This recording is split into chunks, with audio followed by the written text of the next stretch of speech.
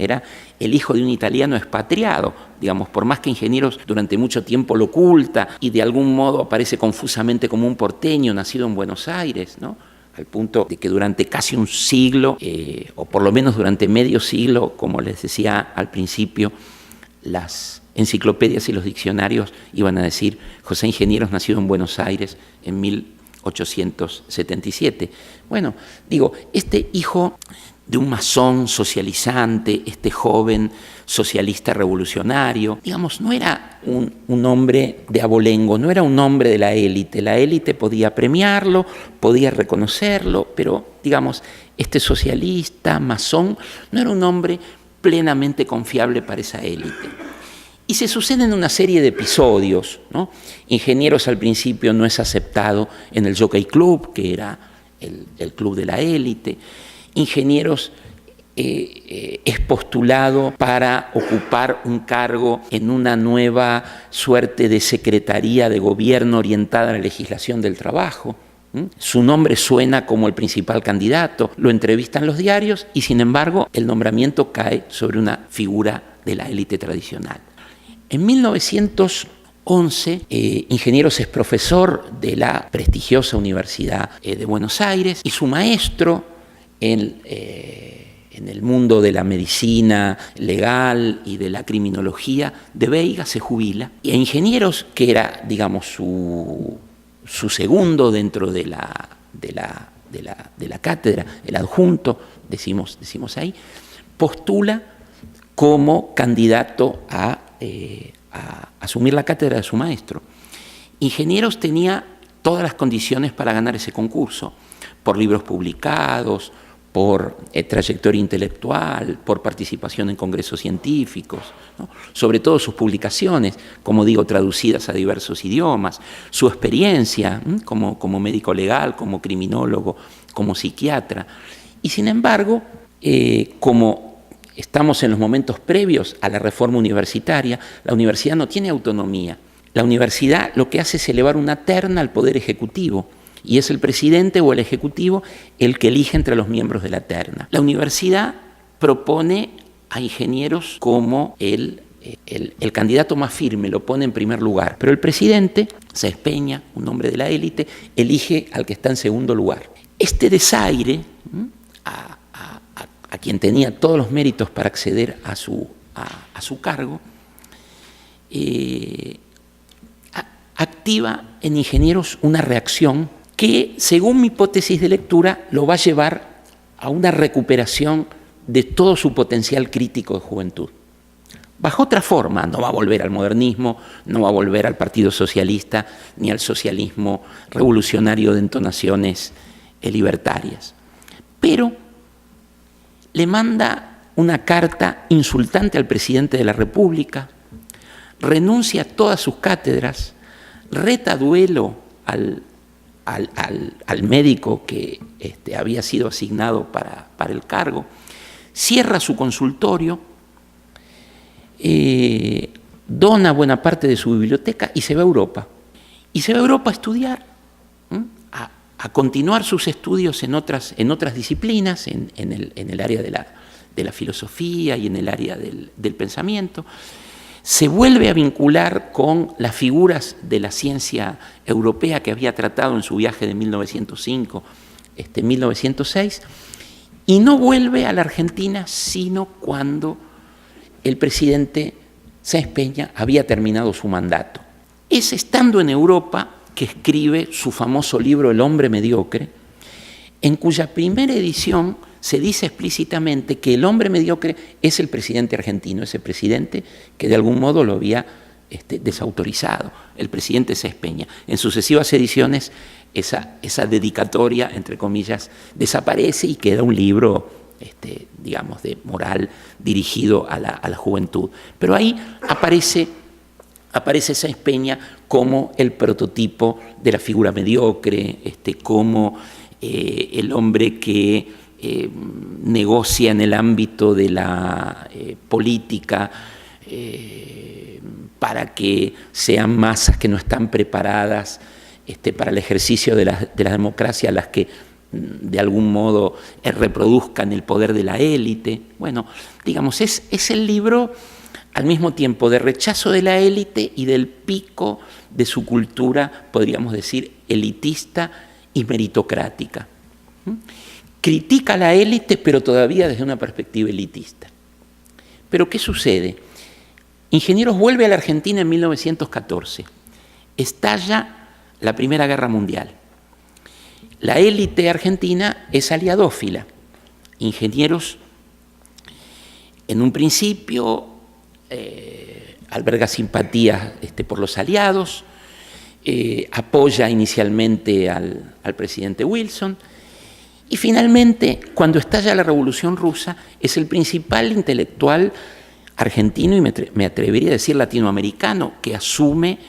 a la Revolución Rusa como una causa de redención de la humanidad. O sea, frente a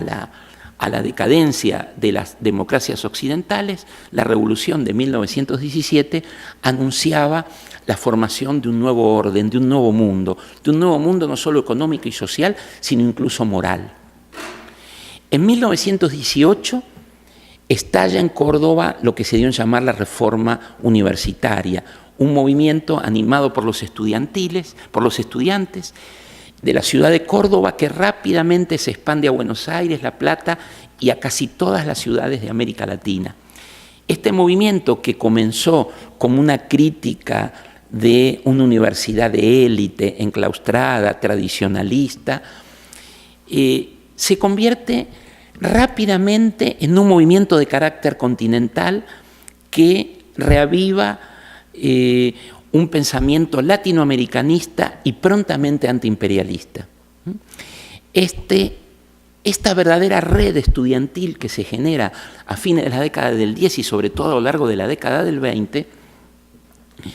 va a reconocer en Ingenieros un maestro. Ingenieros, a pesar de que es un hombre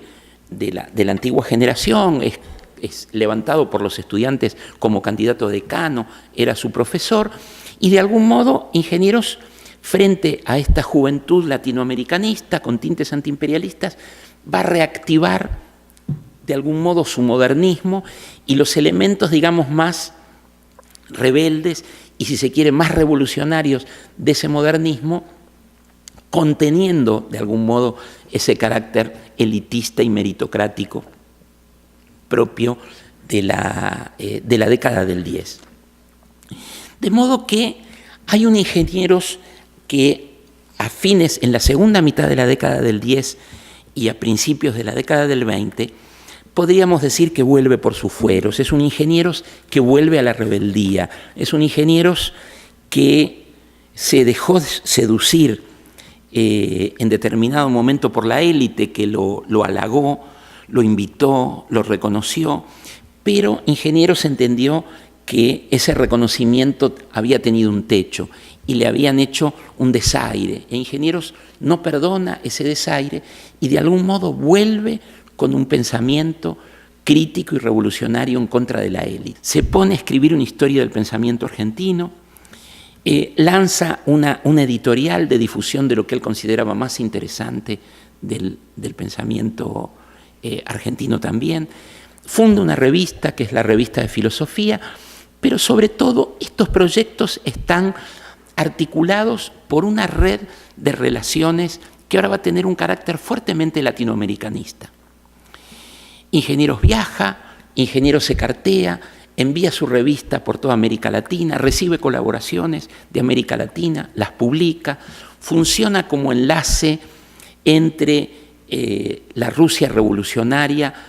y la disidencia latinoamericana, y hace una recepción de la Revolución Rusa, si ustedes quieren, en clave latinoamericanista. Nunca se afilia al Partido Comunista, ve al Partido Comunista Argentino como una pequeña secta que no está en condiciones de capitalizar realmente el impacto extraordinario que esa revolución tenía en ese momento en América Latina, y cree sobre todo en los jóvenes, en los escritores, en los profesionales. Está pensando en un latinoamericanismo no de los gobiernos, sino en una suerte de latinoamericanismo de los universitarios, de los profesionales, de los intelectuales, de los escritores. Vuelve a pensar nuevamente, luego de haberla pensado desde arriba, vuelve a pensar a Latinoamérica y a las sociedades desde abajo, a partir de estas redes, a partir de estas relaciones. Es Ingenieros, entonces, según mi hipótesis de lectura, Ingenieros que sabe de asociaciones, que sabe de revistas, que participa de la experiencia de la masonería argentina, que participa del cenáculo del Ateneo, que participa de la fundación del Partido Socialista, que es el creador de una cantidad de instituciones, el Círculo Médico Argentino. Es Ingenieros, digamos, que además de intelectual, es un organizador intelectual, es un organizador cultural, es un creador de instituciones colectivas. Ingenieros, ya desencontrado con la élite, el que va a establecer vínculos con vistas a crear una nueva hermandad latinoamericana, una nueva asociación, que es lo que va a llamarse la Unión Latinoamericana, y es en lo que se va a centrar la profesora Alessandra Pita. Para concluir, simplemente quiero decir que, digamos, es Ingenieros el de fines de la década del 20, fines de la década del 10 e inicios de la década del 20, el que se va a convertir en el maestro de las juventudes de la reforma universitaria, el que se va a convertir en un referente para la gobernación socialista que intenta Felipe Carrillo Puerto en el Yucatán, en México, el que se va a convertir en el interlocutor de Vasconcelos, el que va a estrechar vínculos con el universo de la Revolución Mexicana, el que va a estrechar vínculos con el joven Aya de la Torre, ese peruano exiliado que peregrina por toda América Latina. Ingenieros que esta revancha contra la élite que lo había desairado, lo va a llevar a un encuentro con América Latina que de algún modo va a poner en tensión su pensamiento cientificista y racialista. Ese cientificismo y ese racialismo de algún modo van a chocar en este encuentro que va a tener Ingenieros con negros, con mestizos, con figuras de lo que no se llamaban entonces pueblos originarios, que él hasta ese momento despreciaba en función de esta utopía de los hombres blancos, esta utopía racialista que adquiría caracteres racistas. Ingenieros no va a llegar a escribir una autocrítica profunda de este tipo de pensamiento. Va a confesar en diálogos con otro sociólogo de la época que esta dinámica en que de algún modo se había metido su pensamiento y su propia vida lo llevaría a rectificar estas visiones racialistas que él había heredado de Sarmiento y de su generación, pero va a morir muy joven, en 1925, sin rectificar de modo teórico ese pensamiento, pero sí rectificándolo de modo práctico. De modo que el Ingenieros, que muere en 1925, cuando todavía no había cumplido siquiera 50 años, es un Ingenieros que ha vuelto al llano, un Ingenieros que ha vuelto a la crítica, que ha vuelto a la insumisión, que ha vuelto a la rebeldía. Es un Ingenieros que retoma de algún modo esa escritura vibrante, esa escritura juvenilista, que reivindica el papel crítico de la juventud, y que tiene la suerte de encontrarse con ese mundo que se derrumba con la revolución, con la guerra del 14, y que emerge con la Revolución Rusa y con las transformaciones que ese movimiento revolucionario abre en todo el mundo. Si bien muere joven, podríamos decir que es un Ingenieros que vuelve a encontrar el optimismo en sus últimos escritos, y es ese optimismo que Ingenieros transmite a los pueblos de Latinoamérica y sobre todo a las juventudes de América Latina, entiendo yo que es el que hace que Ingenieros, ya casi a un siglo de fallecido, siga siendo editado, siga siendo leído, siga siendo reconocido, siga siendo discutido, y su figura y su obra todavía nos hable en el presente. Muchas gracias.